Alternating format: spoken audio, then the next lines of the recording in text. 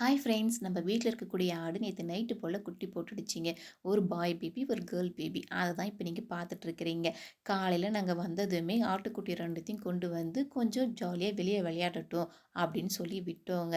பின்னாடியே பார்த்தா அவங்க அம்மா அந்த இடத்துக்கு வந்துடுச்சிங்க. அப்புறம் ஆட்டுக்குட்டிலாம் கொஞ்சம் நேரம் விளையாடிட்டு அவங்க அம்மா கிட்ட பாலுமே குடிக்க ஆரம்பிச்சிடுச்சிங்க. இந்த ஆடு எவ்வளோ தேவலாங்க, இன்னும் சில ஆடு எங்கள் கிட்டே இருக்குது. அதெல்லாம் ஆட்டுக்குட்டிக்கு கூட பால் கிடைக்காதுங்க. அந்த மாதிரி டைமில் நாங்கள் மாட்டுக்கிட்டேருந்து பால் கறந்து எடுத்துகிட்டு வந்து பால் டப்பாவில் வச்சு குட்டிக்கு போடுற மாதிரி இருக்குங்க.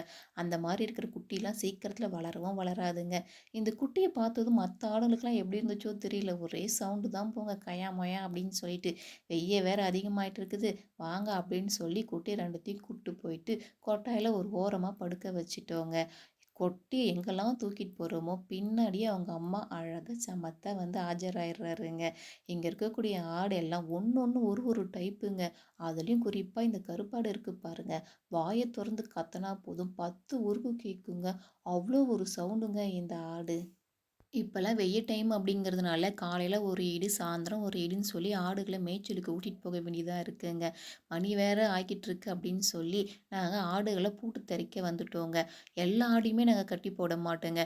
குறிப்பாக இந்த சண்டை அடிக்கிற ஆடும் அட்ராசிட்டி பண்ணுற ஆடை மட்டும்தாங்க நாங்கள் கட்டி போடுவோம். மற்ற ஆடெல்லாம் பார்த்தோன்னா நாங்கள் கட்டாமல் அப்படியே தாங்க விட்டுருவோம்.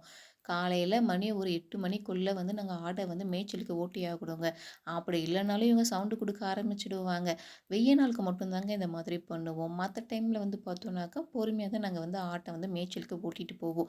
ஒரு ஒரு ஆட்டையும் பூட்டெல்லாம் தரிச்சு வெட்டுறதுக்குள்ளே எல்லா ஆடும் மொத்தமாக போயிட்டு அந்த வேலி ஓரத்தில் அந்த வேலியை உராஞ்சி உராஞ்சி அந்த வேலியே வந்து பார்த்தோன்னாக்கா சாய்ச்சிடுதுங்க. இல்லை அந்த தூணையே வந்து பார்த்தோன்னாக்கா ஒடிச்சு விட்டுருதுங்க.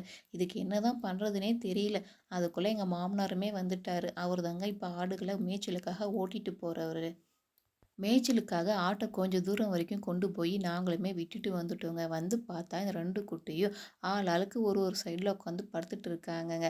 சரி வாங்க அப்படின்னு சொல்லி ஒரு சாக்கு எடுத்துகிட்டு போட்டு அது மேலே படுக்க வச்சா, அடுத்த செகண்டே ஏஞ்சி நீ ஒரு சைடு போ, நான் ஒரு சைடு போகிறேன்னு நான் போக ஆரம்பிச்சிடுச்சிங்க. கொஞ்ச நேரம் நாங்களுமே அந்த ஆட்டுக்குட்டி கூட ஜாலியாக விளையாடிட்டு, அதுக்கப்புறம் பால் சென்டருக்கு வேறு டைம் ஆகிடுச்சிங்க. பால் எடுத்துகிட்டு போய் ஊற்றணும் அப்படின்னு சொல்லி நாங்களுமே அங்கேருந்து கிளம்பிட்டோங்க.